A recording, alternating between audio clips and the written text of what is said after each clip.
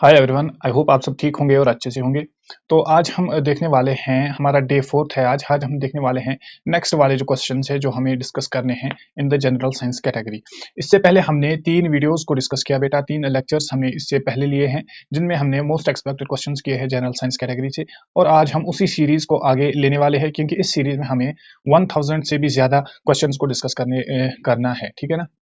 So let's start today's session beta with the first question। पहला question जो है, what is the pH of H2O? जो water होता है, वाटर का pH क्या होता है, 6, 7, 8 और 9। तो यहाँ पर मैं आपको बोल दूं, जो वाटर होता है बेटा, इसका pH जो होता है, pH होता है 7 के इक्वल टू। 7 के इक्वल टू pH का मतलब क्या है, 7 के बराबर pH होने का ये मतलब है कि ये न्यूट्रल होता है, ये न्यूट्रल होता है, ना ही ये एसिडिक होता है, ना ही ये बेसिक होता है। यहाँ पर बेटा मैं आपको थोड़ी सी इन्फॉर्मेशन दूं पीएच स्केल के बारे में। पीएच स्केल के बारे में यहाँ पर मैं आपको थोड़ी सी इन्फॉर्मेशन दूंगा।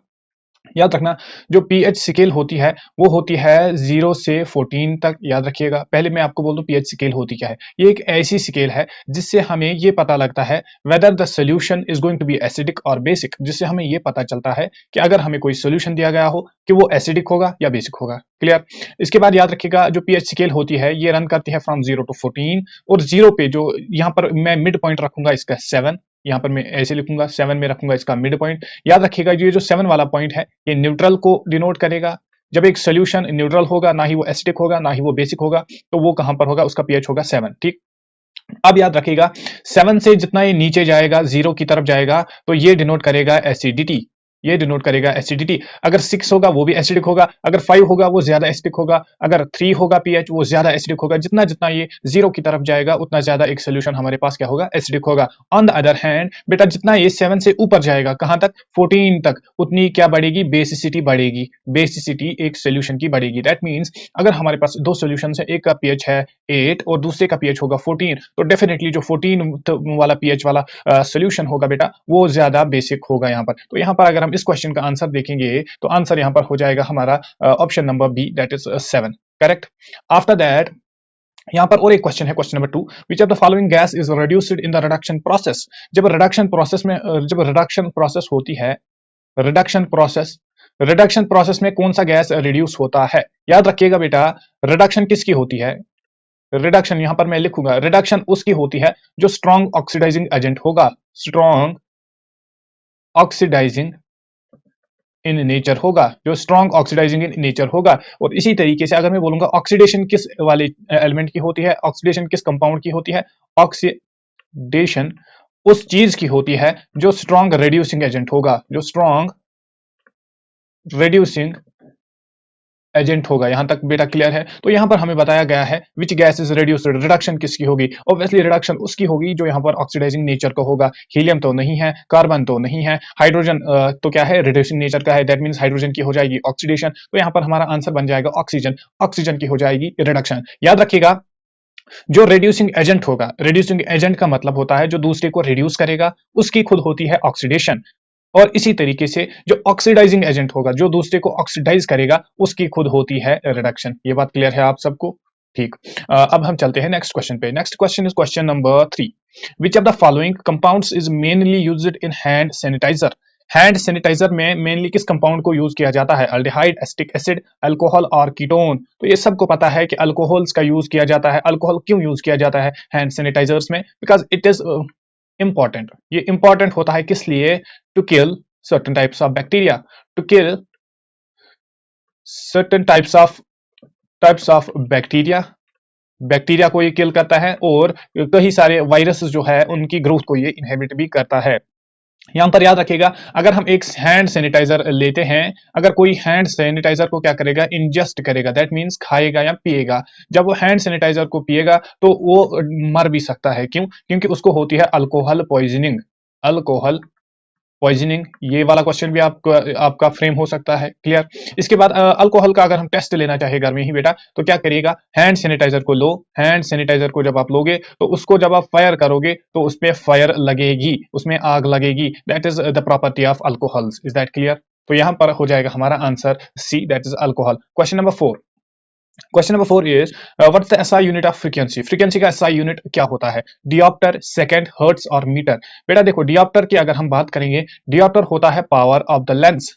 पावर ऑफ लेंस का एसआई यूनिट, जो पावर ऑफ लेंस होता है उसको हम पी से डिनोट करते हैं, एंड वो होता है 1 अपॉन फोकल लेंथ के इक्वल टू। ये बात क्लियर है आपको? सेकंड की अगर हम बात करेंगे तो ये तो टाइम का एसआई यूनिट है, ये सबको पता है। अगर हम मीटर की बात करेंगे, मीटर किसका एसआई यूनिट है? लेंथ का एसआई यूनिट है। इसी तरह अगर हम हर्ट्ज की बात करेंगे तो हर्ट्ज यहाँ पर हमारा आंसर हो जाएगा। बेसिकली फ्रीक्वेंसी होती क्या है बेटा? फ्रीक्वेंसी होती क्या है? फ्रीक्वेंसी अगर हम यहाँ पर डिनोट करेंगे, फ्रीक्वेंसी होती है 1 अपॉन टाइम, या हम बोलते हैं इनवर्स ऑफ द टाइम। अगर मैं फ्रीक्वेंसी को एफ से लिखूंगा तो मैं लिख सकता हूँ F will be equal to 1 upon T. Is that clear? जब ये 1 अपॉन टी के इक्वल टू होगा, अगर मैं इसकी एसआई यूनिट की बात करूंगा, that will be 1 upon time का है second, that means 1 upon second. और यही 1 अपॉन सेकंड जो है बेटा, इसी को हम नाम देते हैं हर्ट्ज। हर्ट्ज के नाम से हम इसी को जानते हैं। ये बात क्लियर है आप सबको? ठीक। अब चलते हैं हम अपने नेक्स्ट क्वेश्चन पे। नेक्स्ट क्वेश्चन है question number 5। Question number 5 says asset turns blue litmus paper into which colour. Acid जो होता है, एसिड, और यहां पर याद रखिएगा एसिड या बेस होगा, उनको हम आइडेंटिफाई करते हैं किसकी हेल्प से? By the help of litmus paper. Litmus paper. अब लिटमस पेपर हेल्प कैसे करता है बेटा? याद रखिएगा, अगर हमारे पास एक एसिडिक सॉल्यूशन होगा, अगर हमारे पास एक एसिड होगा, वो ब्लू को करेगा कन्वर्ट, ब्लू लिटमस को करेगा कन्वर्ट किसमें? रेड में। ऑन द सेम टाइम ये भी याद रखिएगा, अगर हमारे पास एक सॉल्यूशन होगा बेसिक, वो क्या करेगा? वो रेड लिटमस को करेगा कन्वर्ट किसमें? बेसिक। वो रेड को कन्वर्ट करेगा ब्लू, ब्लू कलर में। ठीक है ना? तो यहां पर क्या है? Asset turns blue litmus, acid blue को किस में कन्वर्ट करता है? ऑब्वियसली रेड में कन्वर्ट करता है। क्लियर है ये बात भी आपको? इसके बाद हाँ, क्वेश्चन नंबर 6 है, विच of the following enzymes is not present in human stomach. Human stomach जो होता है उसमें कौन सा एंजाइम प्रेजेंट नहीं होता है? पेप्सिन, हाइड्रोक्लोरिक एसिड, म्यूकस और ट्रिप्सिन। हाइड्रोक्लोरिक एसिड तो होता है जिसको हम HCl बोलते हैं, म्यूकस भी होता है, पेप्सिन भी होता है, तो ट्रिप्सिन यहाँ पर हमारा आंसर हो जाएगा। ट्रिप्सिन इसमें प्रेजेंट नहीं होगा। याद रखिएगा बेटा, जो पेप्सिन है, जो पेप्सिन होता है, इससे वही प्रीवियस ईयर पेपर में आया था ये क्वेश्चन। पेप्सिन को किस फॉर्म में सेक्रेट किया जाता है? पेप्सिन को एक इनएक्टिव फॉर्म में सेक्रेट किया जाता है बेटा, याद रखिएगा, इन एन इनएक्टिव फॉर्म, जिसको हम बोलते हैं पेप्सिनोजन। पेप्सिनोजन। अब ये पेप्सिनोजन कौन सेक्रेट करते हैं? ये टाइप ऑफ सेल्स होते हैं जिनको हम बोलते हैं गैस्ट्रिक सेल्स। गैस्ट्रिक सेल्स हम उनको बोलते हैं, या हम उनको और एक नाम से जानते हैं, that is chief cells. Chief cells या गैस्ट्रिक सेल्स वो सेल्स होती है जो पेप्सिन को सेक्रेट करती है in an inactive form, that's called pepsinogen. ठीक। फिर क्या होता है? फिर आता है HCl। जब HCl आया, उसने एक्ट किया पेप्सिनोजन पे, तो उसने पेप्सिनोजन को कन्वर्ट किया बेटा किसमें? पेप्सिन में। याद रखिएगा, ये बात इंपॉर्टेंट है आपके लिए।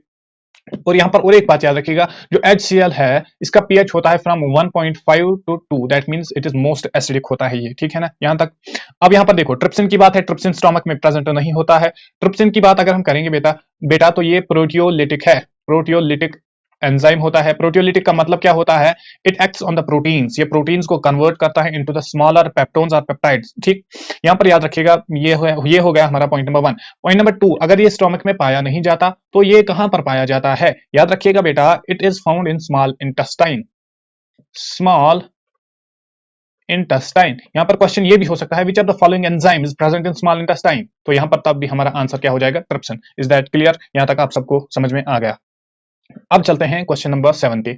विच of the following gland is present in the human mouth. Human mouth में कौन सा वाला ग्लैंड प्रेजेंट होता है? यहां पर याद रखिएगा, एडरिनल। एड मींस ऊपर and renal means kidney, that means adrenal जो होता है बेटा, ये अबव द किडनीज होता है। अबव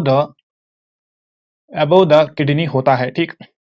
तो ये तो हमारा आंसर नहीं हो जाएगा। पिट्यूटरी ग्लैंड की बात अगर हम करेंगे बेटा, तो ये बेस ऑफ द ब्रेन में होता है। बेस ऑफ ब्रेन पे ये इसकी लोकेशन है।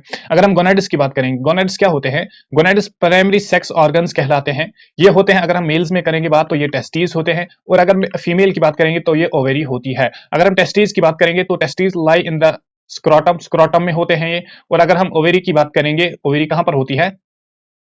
इन्फंडिब्यूलम के पास होती है। ठीक है ना? तो यहाँ पर गोनाड्स भी हमारा नहीं हो जाएगा, पिट्यूटरी भी नहीं हो जाएगा, एड्रिनल भी नहीं हो जाएगा। यहाँ पर क्या आ जाएगा? Salivary gland. सेलेवरी ग्लैंड कहां पर होते हैं? हमारे माउथ में होते हैं, एंड ये सेक्रेट करते हैं बेटा, ये सेक्रेट करते हैं क्या? सलाइवा को।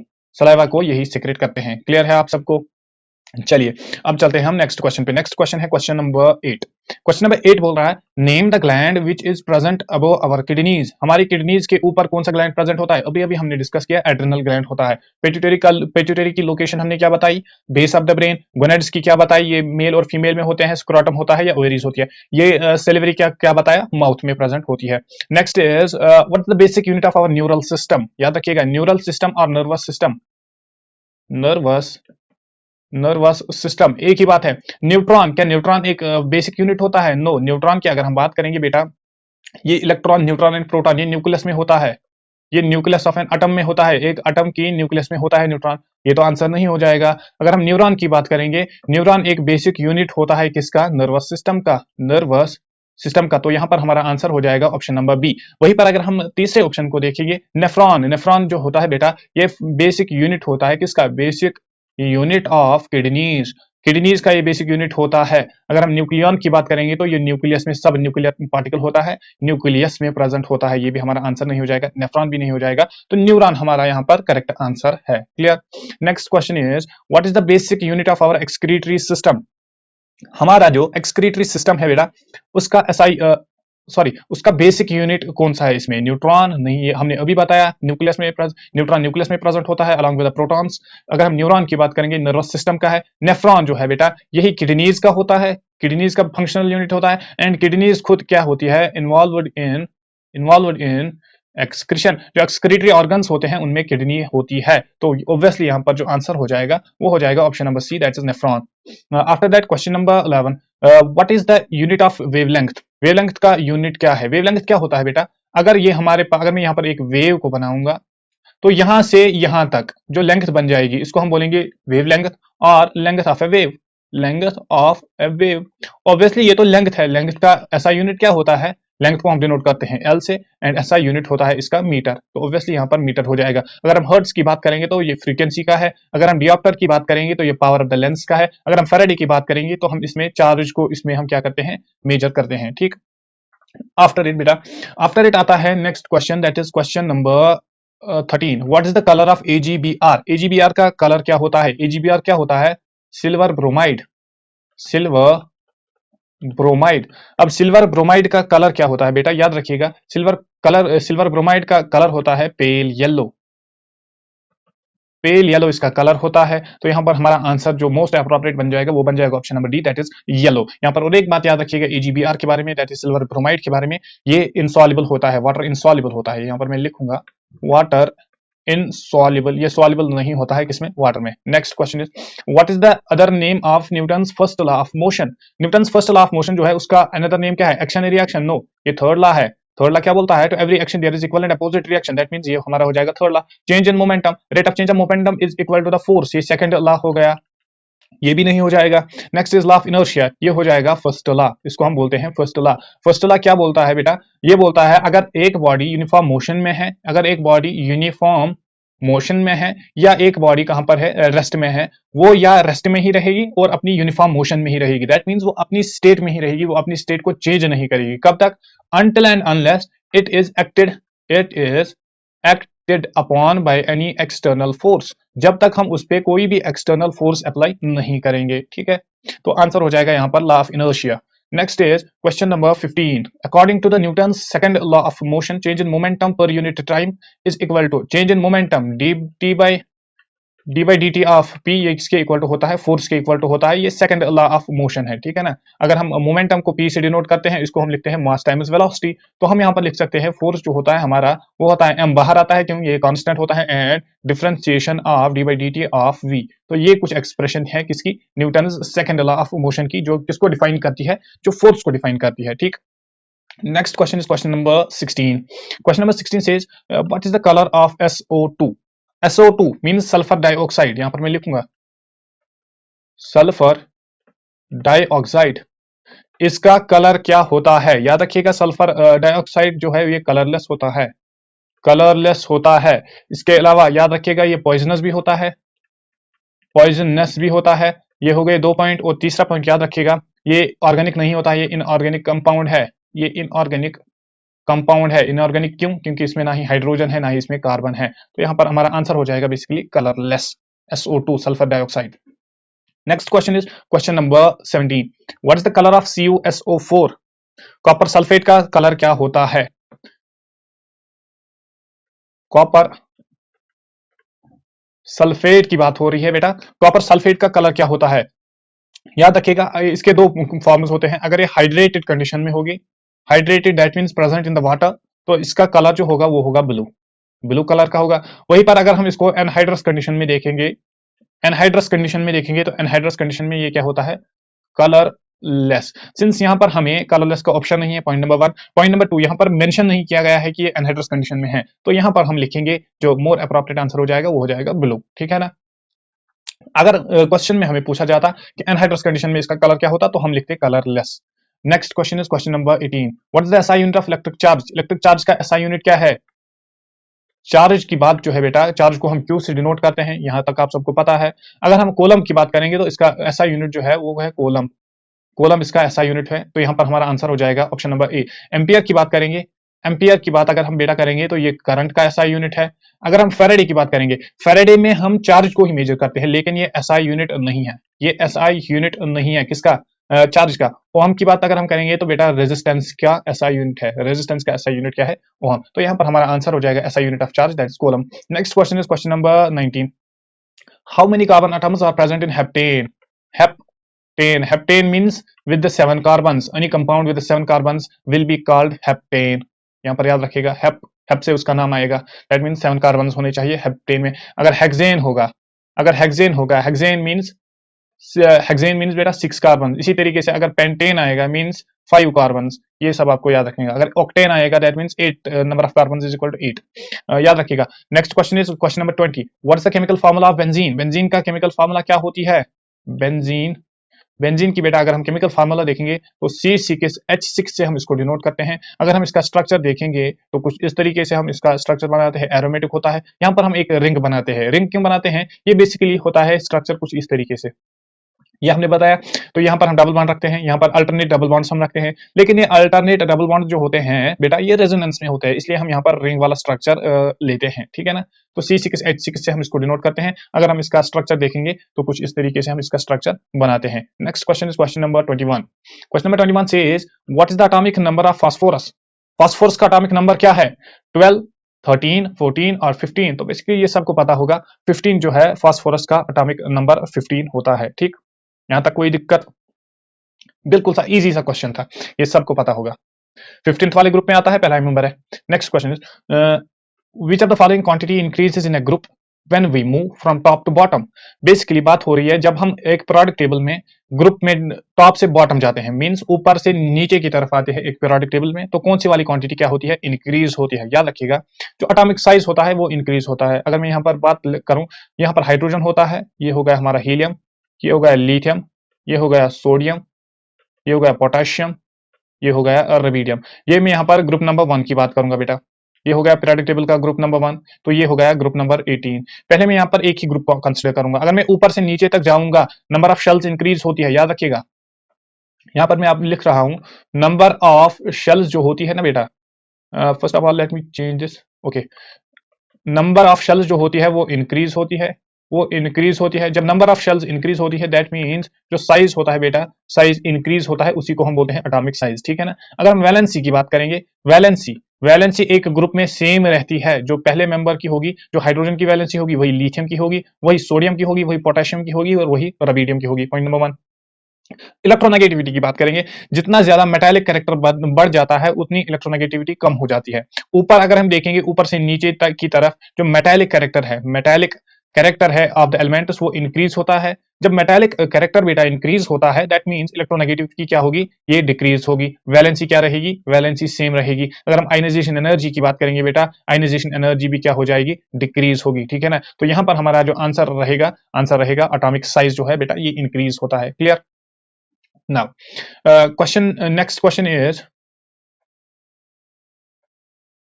Okay, next question is what's the pH range of acids. Acids का पीएच रेंज क्या होता है बेटा, ये मैंने आपको अभी बताया। एसिड्स का पीएच रेंज होता है फ्रॉम 0 to 7, ठीक है ना। अगर हम बेसिस की बात करेंगे, बेसिस का जो पीएच रेंज होता है वो होता है 7 to 14, ठीक है ना। 0 to 7 यहाँ पर करेक्ट आंसर हो जाएगा। 1 to 7 को मार्क नहीं करना, क्योंकि पीएच स्केल जो है वो स्टार्ट होती है 0 से, याद रखना, ये बात इंपॉर्टेंट है यहाँ पर, ठीक।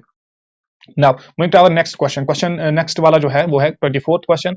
Name the non metals which have high melting and high boiling points. इनमें से कौन सा वाला नॉन मेटल ऐसा है जिसका high boiling point and high melting point है। आप सब ने पता होगा, जो स्ट्रॉन्गेस्ट एलिमेंट होता है वो होता है डायमंड। ये स्ट्रॉन्गेस्ट स्ट्रॉन्गेस्ट सबस्टेंस है। स्ट्रॉन्गेस्ट सबस्टेंस यहाँ पर क्या है, डायमंड है। दैट मीन्स इसी का जो मेल्टिंग पॉइंट होगा ये मेल्ट हो जाएगा एट हाई टेम्परेचर, ये बॉयल भी हो जाएगा एट हाई टेम्परेचर। अब यहाँ पर याद रखिएगा बेटा, इसका जो हाई मेल्टिंग पॉइंट होता है या हाई बॉइलिंग पॉइंट होता है वो क्यों होता है, याद रखिएगा। High melting and high boiling point diamond का इसलिए होता है क्योंकि इसमें कोवेलेंट बॉन्ड्स होते हैं।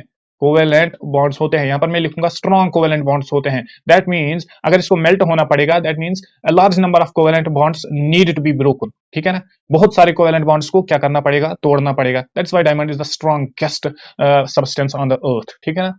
Next question is question number 25। Name the metal which is most ductile.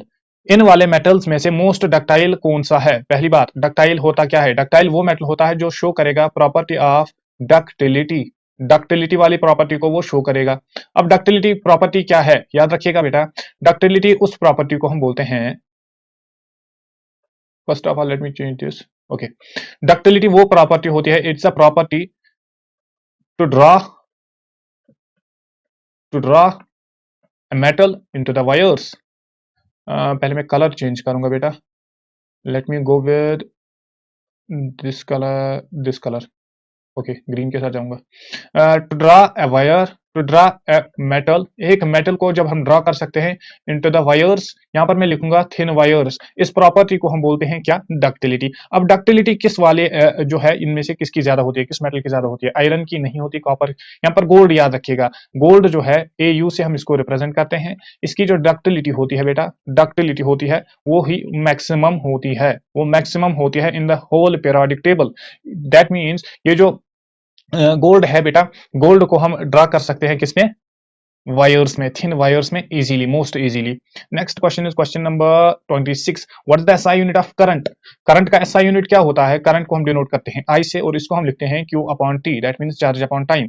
Charge का एसआई यूनिट है कोलम, कोलम अपॉन सेकंड, और यही जो कोलम अपॉन सेकंड है बेटा, इसी को हम बोलते हैं एम्पियर, ये बात याद रखिएगा। तो करंट का जो एसआई यूनिट हो जाएगा वो हो जाएगा एम्पियर।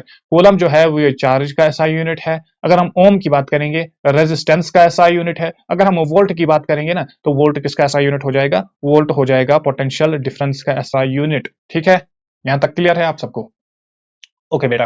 नेक्स्ट क्वेश्चन जो है, what is the SI unit of potential difference, volt हो जाएगा, अभी अभी हमने डिस्कस किया। ये एम्पियर किसका है, करंट का है, करंट का है। कोलम किसका है, कोलम बेटा चार्ज का होता है। और अगर हम ओम की बात करेंगे, ओम होता है रेजिस्टेंस का एसआई यूनिट, ये बात भी क्लियर है आप सबको। Next question is question number 28। Question number 28 क्या बोल रहा है, what carries oxygenated blood from heart to other parts of the body.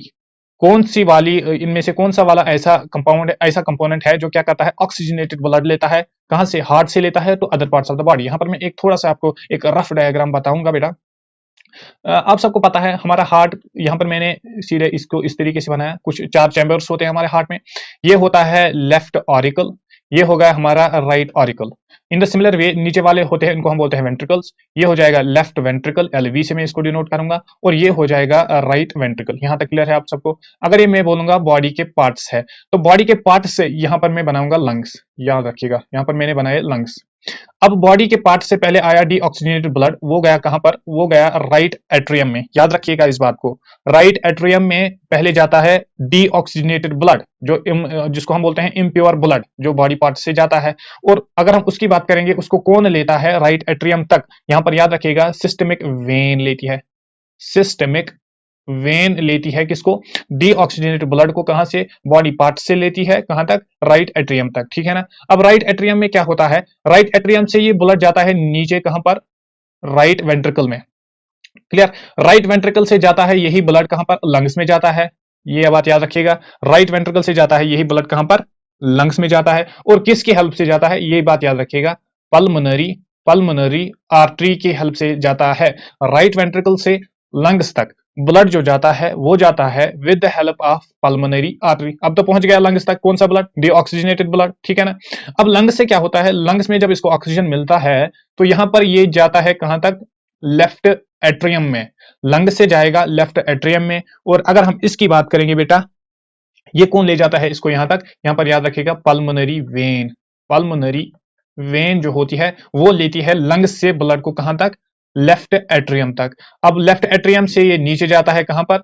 Left ventricle में। और लेफ्ट वेंट्रिकल से इस तरीके से कुछ ब्लड जाता है कहां पर? बाकी सारे पार्ट्स में अगेन। तो ये वाला जो यहां पर जो होता है वो होता है systemic systemic artery. Systemic artery यहां पर हेल्प करती है हार्ट से ब्लड को लेने में, कहां तक? बाकी सारे पार्ट्स में। ये बात याद रखिएगा, ये वाला जो ब्लड होता है जो यहां से जो सिस्टमेटिक वेन लेती है ये डीऑक्सीजनेटेड होता है, डीऑक्सीजनेटेड ब्लड होता है। अगर हम इस वाले ब्लड की बात करेंगे तो ये वाला ऑक्सीजनेटेड ब्लड होता है, ठीक है ना। तो यहां पर हमारा किडनी तो हो ही नहीं सकता, both and B none of these, यहां पर हमारा आंसर हो जाएगा option number B, that's arteries. Arteries वो वाली कंपोनेंट्स होते हैं हमारे सर्कुलेटरी सिस्टम में जो क्या करती है, जो ब्लड को लेती है हार्ट से लेके, दैट मींस ऑक्सीजनेटेड ब्लड को ये लेती है। अगर हम स्पेसिफिकली यहां पर बात करेंगे तो लेफ्ट वेंट्रिकल से लेते हैं तो other parts of the body. Clear है यहां तक आप सबको? Okay, next question is question number 29। Name the part of the body on which corona virus affects the most. Corona virus किस बॉडी पार्ट पे इफेक्ट करता है? कोरोना वायरस जो है इसका इफेक्ट किस बॉडी पार्ट पे? याद रखिएगा रेस्पिरेटरी सिस्टम पे ये इफेक्ट करता है, रेस्पिरेटरी सिस्टम पे ये मोस्ट इफेक्ट दिखाता है। हार्ट क्या रेस्पिरेटरी सिस्टम में है? No. Liver no. Kidney no. यहाँ पर एक लंग्स एक ऐसा कंपोनेंट है जो रेस्पिरेटरी सिस्टम में इन्वॉल्व है या रेस्पिरेटरी सिस्टम के रिलेटेड है। तो यहाँ पर हमारा आंसर हो जाएगा लंग्स। क्लियर? नेक्स्ट क्वेश्चन है बेटा question number 30। Name the part of the eye on which the image is formed. Eye का वो कौन सा पार्ट होता है बेटा जिसमें इमेज फॉर्म होती है? क्या कॉर्निया होता है? नो, कॉर्निया तो कवरिंग होती है जो बाहर से होती है। Lens no, lens reflection of the light करते हैं, रिफ्रैक्शन ऑफ द लाइट करते हैं। ऑप्टिकल नर्व नो, ये सिग्नल लेते हैं कहां से? आई से ये सिग्नल लेते हैं टुवर्ड्स द ब्रेन, ये भी नहीं हो सकता। रेटिना होता है बेटा, रेटिना को हम बोलते हैं screen of eye, screen of eye, यही जो होती है बेटा रेटिना, यहां पर इमेज फॉर्मेशन होती है। याद रखिएगा बेटा एक इंपॉर्टेंट बात यहां पर मैं आपको बोल दूं, ये जो इमेज बनती है कहां पर? रेटिना पे, वो इन्वर्टेड होती है, वो इन्वर्टेड होती है। दैट मींस उसका ऊपर वाला हिस्सा नीचे की तरफ होता है और नीचे वाला हिस्सा कहां की तरफ होता है? ऊपर वाली की तरफ होती है। फिर रेटिना से सिग्नल जाती है थ्रू द ऑप्टिकल नर्व्स कहां तक? ब्रेन में, और ब्रेन में वो रियल इमेज बनती है, ठीक है ना, इरेक्ट इमेज बनती है कहां पर? फिर ब्रेन में। Next question is which of the following diseases is caused by the dog bytes. Dog bytes से कौन सी वाली डिजीज होती है? स्कर्वी की बात करेंगे। स्कर्वी किससे होती है? Deficiency of vitamin C, deficiency of vitamin C. Vitamin C की अगर हमारे पास डेफिशिएंसी होगी उससे क्या होती है? विटामिन सी से स्कर्वी डिजीज होती है। मैडनेस की बात अगर हम करेंगे, जब स्ट्रेस में एक इंसान रहता है तो उसको मैडनेस आती है। रेबीज की बात करेंगे बेटा, रेबीज डॉग बाइट से होती है, डॉग बाइट से होती है या बाकी सारे एनिमल बाइट से भी होती है। बेसिकली क्या होता है, जब एक डॉग बाइट करता है तो जो सलाइवा होता है उसमें होता है वायरस प्रेजेंट, और जब वो वायरस एनकाउंटर करता है हमारी बॉडी को तो इन टर्न हमारे को क्या होती है? रेबीज होती है। याद रखिएगा रेबीज का एक सिम्टम है हाइड्रोफोबिया होता है, हाइड्रोफोबिया होता है। हाइड्रोफोबिया का मतलब क्या होता है? जो वाटर है, वाटर को हम अनलाइक करते हैं, वाटर से हमें नफरत होती है, उसको हम बोलते हैं हाइड्रोफोबिया, उसकी टर्म है, ठीक। कलर ब्लाइंडनेस की बात करेंगे बेटा, कलर ब्लाइंडनेस एक जेनेटिक ट्रेट है, जेनेटिक ट्रेट है बेटा, जेनेटिक ट्रेट है, ठीक है ना। तो कलर ब्लाइंडनेस भी यहां पर हमारा आंसर नहीं हो जाएगा। नेक्स्ट क्वेश्चन इज बेटा विच of the following is used for measuring air pressure. Air pressure इनमें से हम किस इंस्ट्रूमेंट से मेजर करते हैं? एमीटर की बात करेंगे। एमीटर से हम करंट को मेजर करते हैं, करंट को मेजर करते हैं। अगर हम वोल्ट मीटर की बात करेंगे तो वोल्टेज हम मेजर करते हैं, वोल्टेज। अगर हम सिस्मोग्राफ की बात करेंगे तो this is used to record earthquake, earthquakes को हम रिकॉर्ड करते हैं सिस्मोग्राफ से। अगर हम बैरोमीटर की बात करेंगे बेटा तो बैरोमीटर से हम मेजर करते हैं, क्या मेजर करते हैं? प्रेशर को। किसको? प्रेशर को। दैट्स वाई आपने देखा होगा कि एसआई यूनिट जो प्रेशर का यूनिट होता है, प्रेशर को हम यूनिट करते हैं किसमें? बार्स में, ठीक है ना। बार्स भी एक यूनिट है किसका? प्रेशर का। क्लियर है यहां तक? नेक्स्ट क्वेश्चन बेटा question number 34। What's the SI unit of lens of, what's the SI unit of lens power. Power of जो लेंस होता है उसका एसआई यूनिट क्या होता है? जूल होता है? नो, जूल होता है एनर्जी का। कैलोरी भी एनर्जी ही का होता है। डियोप्टर की बात करेंगे, ये पावर ऑफ द लेंस का हो जाएगा, पावर ऑफ लेंस का हो जाएगा, और पावर ऑफ लेंस होता है 1 अपॉन फोकल लेंथ के इक्वल टू, ये भी आप याद रखिएगा। तो यहाँ पर डियोप्टर हमारा करेक्ट आंसर हो जाएगा। Next question, question number 35। Question number 35 says what's the SI unit of resistance. Resistance का एसआई यूनिट क्या होता है? कूलम होता है? नो, कूलम होता है चार्ज का, याद रखिएगा। चार्ज का एसआई यूनिट है कूलम। ओहम का याद रखिएगा, रेजिस्टेंस का होता है, रेजिस्टेंस का होता है। रेजिस्टेंस हमें पता है, रेजिस्टेंस होता है रो एल बाई ए के इक्वल टू, ठीक है ना। ये भी इसके एक्सप्रेशन भी याद रखिएगा। वोल्ट की बात अगर हम करेंगे तो ये वोल्टेज का हो जाएगा या पोटेंशियल डिफरेंस का हो जाएगा। यहीं पर अगर हम एम्पियर की बात करेंगे तो बेटा ये करंट का हो जाएगा, करंट का हो जाएगा। यहाँ पर हमने एसआई यूनिट ऑफ रेजिस्टेंस देखना है, तो यहाँ पर ऑप्शन नंबर बी करेक्ट हो जाएगा, दैट्स ओम। ठीक, next question is question number 36। What is the chemical formula of alcohol. Alcohol की केमिकल फार्मूला क्या है? अल्कोहल की केमिकल फार्मूला क्या है? C2H5OH जो है ये केमिकल फार्मूला ऑफ अल्कोहल है। इसको हम कभी कभी कैसे भी लिख सकते हैं, CH3CH2OH, इस तरीके से भी हम इसको लिख सकते हैं, ठीक है ना। This is called ethyl alcohol. अगर हम स्पेसिफिकली इसका नाम लिखेंगे तो इथाइल अल्कोहल हम लिखेंगे, इथाइल अल्कोहल। यहाँ पर आपको क्या देखना है, यहाँ पर जिसके पास OH फंक्शनल ग्रुप होगा, OH ये एक फंक्शनल ग्रुप है किनका? अल्कोहल्स का, अल्कोहलिक फंक्शनल ग्रुप। जिस वाले कंपाउंड के पास OH होगा वो क्या होगा? अल्कोहल होगा। यहाँ पर सिर्फ C2H5OH इथाइल अल्कोहल ये वाला हो जाएगा। C2H5 ये तो अल्कोहल नहीं रहेगा क्योंकि इसके पास OH नहीं है। C2H5O इसके पास भी OH नहीं है। यहां पर याद रखिएगा C2H5COOH, यहां पर इसको गलत मत लीजिएगा। ये COOH ये फुल वाला, ये वाला ये कार्बोक्सिलिक एसिड्स का होता है क्या? Functional group. ये फुल फंक्शनल ग्रुप कितना है? COOH। COOH ये अलग फंक्शनल ग्रुप होता है, हमें सिर्फ ढूंढना है OH जहां पर प्रेजेंट होगा। क्लियर है ये बात आपको? Next question is question number 37। What's the name of juice secreted from the gall bladder. Gall bladder से कौन सा वाला जूस सेक्रेट होता है? सलाइवा? नो, सलाइवरी ग्लैंड से होता है। HCl bile juice maltase, maltase तो प्लांट्स में होता है, प्लांट्स में होता है। अगर हम एनिमल्स, अगर हम ह्यूमंस की बात करेंगे तो थोड़ा सा ये कहां पर होता है? स्मॉल इंटेस्टाइन्स में होता है, स्मॉल इंटेस्टाइन्स में होता है। अगर हम हाइड्रोक्लोरिक एसिड की बात करेंगे तो स्टोमक में होता है ये, तो यहाँ पर हो जाएगा बाइल जूस हमारा करेक्ट आंसर। याद रखिएगा ये जो बाइल जूस है बेटा, ये जो बाइल जूस है यहाँ पर मैं लिख रहा हूं, ये जो बाइल जूस है this is secreted by the liver. पहले इसको सेक्रेट करता है लिवर, फिर लिवर से जब ये सेक्रेट होता है तो this is after that this is stored in gall bladder. फिर ये गॉल ब्लैडर जो होता है बेटा उसमें क्या होता है? स्टोर होता है। जब गॉल ब्लैडर में ये स्टोर होता है, आफ्टर दैट जब भी इसकी नीड पड़ती है फिर गॉल ब्लैडर इसको अगेन सेक्रेट करता है। दैट्स व्हाई यहाँ पर हमारा आंसर क्या बन जाएगा? यहाँ पर हमारा आंसर बन जाएगा bile juice. Is this clear? ठीक, okay. Next question is question number 38। What's the scientific name of humans. Humans का साइंटिफिक नेम क्या होता है? मैग्निफेरा इंडिका, मैंगो का होता है, ये बात भी याद रखिएगा, वेरी वेरी इंपॉर्टेंट। राना टिग्राना ये एक टाइप होता है किसका? टाइप ऑफ फ्रॉग का होता है, ठीक है ना बेटा। आफ्टर दैट होमोसेपियंस, होमोसेपियंस अगर हम देखेंगे तो ह्यूमंस का साइंटिफिक नेम है। ह्यूमंस को हम साइंटिफिकली क्या बोलते हैं? होमोसेपियंस। अगर हम होमोसेपियंस की बात करेंगे तो ये किसी का साइंटिफिक नेम नहीं है। Next question is what is the scientific name of frog. Frog का साइंटिफिक नेम क्या है? होमोसेपियंस ह्यूमंस का होता है बेटा, ह्यूमंस का होता है। फेलिस कैटस ये होता है कैट का साइंटिफिक नेम। मैग्निफेरा इंडिका अगर हम देखेंगे बेटा तो मैंगो का ये साइंटिफिक नेम बन जाएगा। तो यहाँ पर जो आंसर बचा वो बचा अनूरा। अनूरा जो है ये किसका नाम है?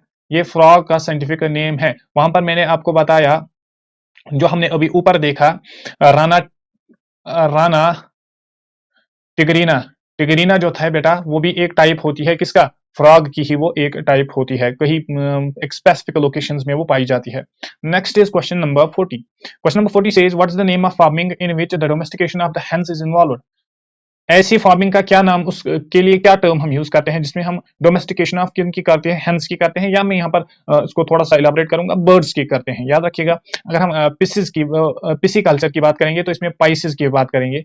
पाइसिस का कल्चर हम करते हैं। Pisces means fishes, that means this involves rearing of fish. Is that clear? तो ये हो जाएगा पिसी कल्चर। अगर हम एपिकल्चर की बात करेंगे तो यहाँ पर एपिस की हम क्या करते हैं? कल्चरिंग करते हैं। एप्स मीन्स हनी बीज, हनी बीज, रियरिंग ऑफ हनी बीज, उसको हम बोलते हैं एपिकल्चर। अगर हम पोल्ट्री फार्मिंग बोलेंगे या पोल्ट्री कल्चर बोलेंगे इसमें हम करते हैं डोमेस्टिकेटेड फाउल्स, डोमेस्टिकेटेड बर्ड्स का हम यहाँ पर क्या करते हैं? कल्चर करते हैं, जिसमें हेन्स भी आती है। यहाँ तक आप सबको क्लियर है?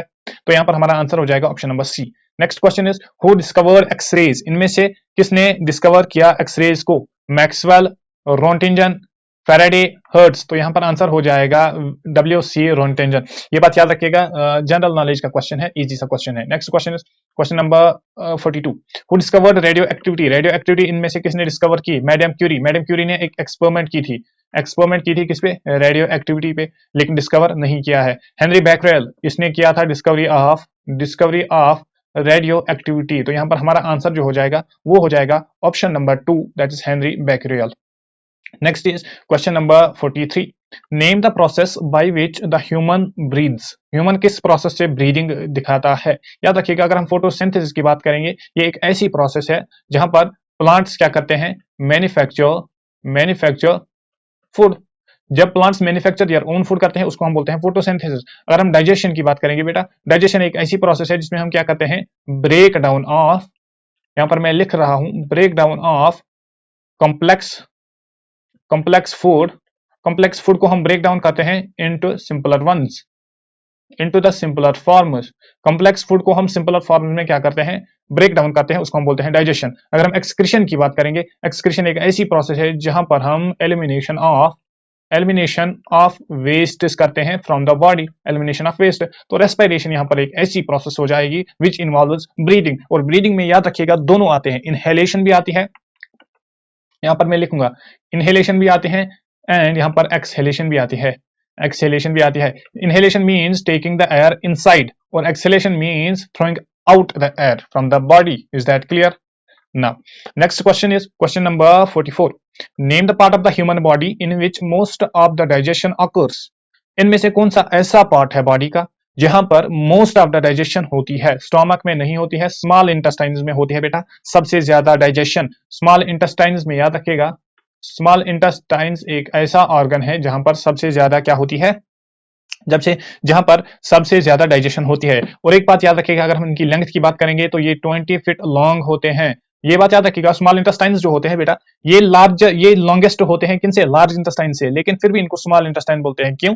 क्योंकि इनका जो क्रॉस सेक्शनल एरिया होता है, या मैं यहां पर बोलूंगा इनकी जो विड्थ होती है, विड्थ उनकी लेस होती है in comparison to large intestines. That's why these are called the small intestine. Otherwise अगर हम इनको देखेंगे बेटा तो ये लॉन्गर है in comparison to large intestines. याद रखिएगा। Is that clear? और एक बात याद रखिएगा, यहां पर मैं आपको बोल दूं, जब एक स्टोमक से क्या होता है, ये हमारा है स्टोमक, जो स्टोमक में फूड होता है, जब वो इंटेस्टाइन में जाता है ना, जब वो यहाँ पर इंटेस्टाइन में जाता है उसको बोलते हैं हम काइम। ये भी याद रखिएगा, टर्म याद रखिएगा। जो फूड हमारे स्टोमक को क्या करेगा? लीव करेगा तो एंटर इनटू द इंटेस्टाइन, उसको हम बोलते हैं काइम। वहीं पर अगर हम देखेंगे जो एलिमेंट्री कैनल से यहाँ से फूड आता है, जो स्टोमक में इंजेस्ट होता है, जो स्टोमक में उतर जाता है, उसको हम बोलते हैं बोलस। ये दो टर्म्स भी आप यहां पर याद रखिएगा। ठीक, next question is question number 45। Name the metal which is easily cut by the simple knife. इनमें से कौन सा मेटल ऐसा है जिसको हम सिंपली नाइफ से कट कर सकते हैं? सोडियम। सोडियम जो है ये सबसे ज्यादा सॉफ्ट मेटल होता है, ये आप सबको पता होगा। Next is question number 46। Name the fabric which is used in making bullet proof jackets. जब हम बुलेट प्रूफ जैकेट बनाते हैं तो उसमें हम इनमें से कौन सा वाला कंपोनेंट यूज करते हैं? आयरन का यूज नहीं करते हैं, एल्यूमिनियम का भी यूज नहीं करते हैं, स्टील का भी नहीं करते हैं। केवलर एक ऐसा कंपोनेंट है, एक ऐसा फैब्रिक है जिसको हम बुलेट प्रूफ में यूज करते हैं। क्यों करते हैं? बिकॉज इसकी होती है हाई स्ट्रेंथ, इसके पास होती है हाई स्ट्रेंथ होती है बेटा इसके पास, प्लस इसके साथ साथ इसकी और एक प्रॉपर्टी होती है, इसका जो होता है लोवेस्ट वेट होता है। ये दो प्रॉपर्टीज इसको क्या बनाती है? मोर फेवरेबल बनाती है हमारे लिए, ताकि हम इसको यूज करेंगे in making the bullet proof jackets और bullet proof fabrics. Is that clear? अगर हम केवलर की बात करेंगे बेटा, यहाँ पर और एक बात याद रखिएगा, जो केवलर है ये क्या होता है? अगर हम इसका कंपोजिशन देखेंगे तो ये बेसिकली एरोमेटिक पॉलीएमाइड होता है, एमाइड्स का बना होता है ये, वो भी एरोमेटिक के नेचर के होते हैं। क्लियर? नाउ नेक्स्ट क्वेश्चन जो है वो है question number 47। What is the SI unit of force? SI unit of force क्या होता है? न्यूटन होता है, सबको पता है। फोर्स जो है, फोर्स को हम न्यूटन्स में क्या करते हैं? न्यूटन्स में हम इसको मेजर करते हैं। अगर हम बार की बात करेंगे, बार में हम मेजर करते हैं प्रेशर को। अगर हम जूल की बात करेंगे बेटा, जूल को हम क्या करते हैं? जूल में हम कैलकुलेट करते हैं एनर्जी को। अगर हम न्यूटन मीटर की बात करेंगे, न्यूटन मीटर में हम क्या करते हैं? Calculate work done. Work done, ठीक है ना, क्योंकि वर्क डन जो होता है W से हम रिप्रेजेंट करते हैं, इसका यूनिट जो होता है उसका जो एक्सप्रेशन होती है वो होती है F डॉट S, F को हो जाएगा न्यूटन और S जो है वो है डिस्टेंस, इसका हो जाएगा मीटर। तो यहाँ पर हमारा आंसर हो जाएगा ऑप्शन नंबर E। इसके साथ साथ ये वाले यूनिट्स भी याद रखिएगा, न्यू बार भी याद रखिएगा, जूल भी याद रखना और न्यूटन मीटर भी याद रखना। Next question is question number 48। What is the scientific name of mango? Mango का साइंटिफिक नेम क्या है? मैग्निफेरा इंडिका, याद रखिए, मैग्निफेरा फेरा इंडिका, ये हमने अभी प्रीवियस वाले क्वेश्चंस में भी डिस्कस किया। Mangifera indica scientific name of mango होता है। राना टिग्राना, यहाँ पर मैं फ्रॉग लिखूंगा, एक टाइप ऑफ फ्रॉग होती है। होमोसेपियंस ह्यूमंस का होता है साइंटिफिक नेम। और फेलस कैट्स की अगर हम बात करेंगे तो कैट का साइंटिफिक नेम होता है फेलस, ये ठीक। Next question is question number 49। Who is the main producer of our ecosystem? हमारा जो इकोसिस्टम है इसका मेन प्रोड्यूसर कौन है? प्लांट्स होते हैं बेटा। अगर हम ग्रीन प्लांट्स की बात में यहाँ पर करूंगा, ग्रीन प्लांट्स जो होते हैं ये मेन प्रोड्यूसर्स होते हैं, मेन प्रोड्यूसर्स होते हैं। मेन प्रोड्यूसर्स क्यों होते हैं? बिकॉज यही शो करते हैं फोटोसिंथेसिस, फोटोसिंथेसिस। और फोटोसिंथेसिस में ये यूज करते हैं सनलाइट को, सनलाइट को ये यूज करते हैं, with the help of sunlight ये मैन्युफैक्चर करते हैं, ये मैन्युफैक्चर करते हैं फूड को, ठीक है ना बेटा। और वही फूड जो होता है वही फिर ट्रांसफर होता है from trophic level 1 to trophic level 2, फिर ट्रॉफिक लेवल 2 से कहां पर होता है ट्रांसफर? ट्रॉफिक लेवल 3 में, इसी तरीके से ट्रॉफिक लेवल 4 में, इसी तरीके से वो साइकिलिंग में आता है वो फूड जो इन्होंने प्रोड्यूस किया होगा। Clear? Next is okay, we are done with today's session बेटा।